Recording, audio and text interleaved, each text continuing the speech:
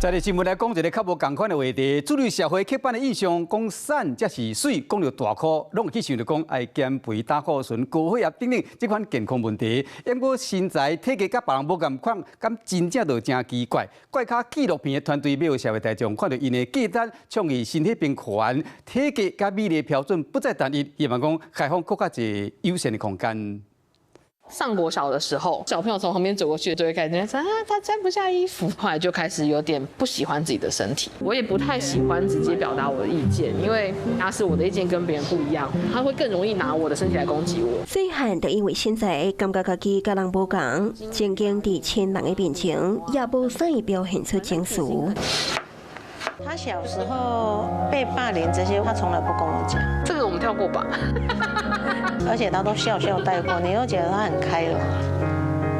但他后来他跟我说，其实那段时间他很不开心。马了减肥20档，一直到伊读性别研究所，才意识到爱搁较诚实面对身体甲心理的感受。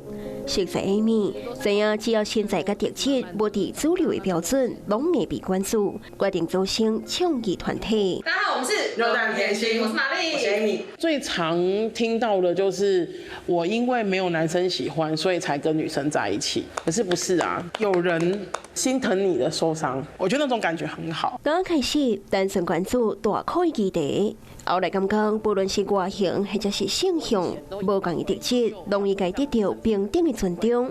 不过要拍破刻板的印象，无遐简单。我在做肉蛋甜心的时候，我就知道会有这一天。他们后来不只是攻击那张照片，他们开始就是会翻我们其他的照片，他们也都说得非常难听。每一则贴文都是在嘲笑你，你也很难不往心里去。个礼拜拢嫌嘛放弃，加在有亲友的温暖支持。我以前每天都在咒骂自己的身体，就是这个肚子为什么那么胖？如果可以不要这个东西就好了。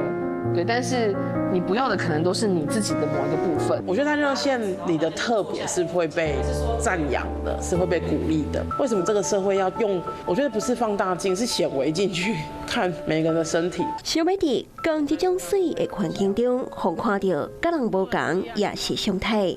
倡议身体平权真困难，也真高工，也毋过也展现存在价值。我觉得胖带给我的礼物是让我看见大家的脆弱，我也比较有勇气可以当一个不一样的人。如果不是我这个身材的话，我不会那么在意这个世界上这么多不一样的人。成长背景甲个性完全不同，虽然肉蛋甜心改善啊。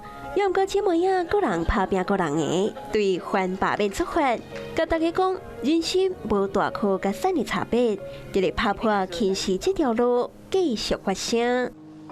Hello， 我是雷亚，想要抢先掌握最及时的新闻资讯吗？赶快订阅、按赞、开启小铃铛，锁定华视新闻 YouTube 频道。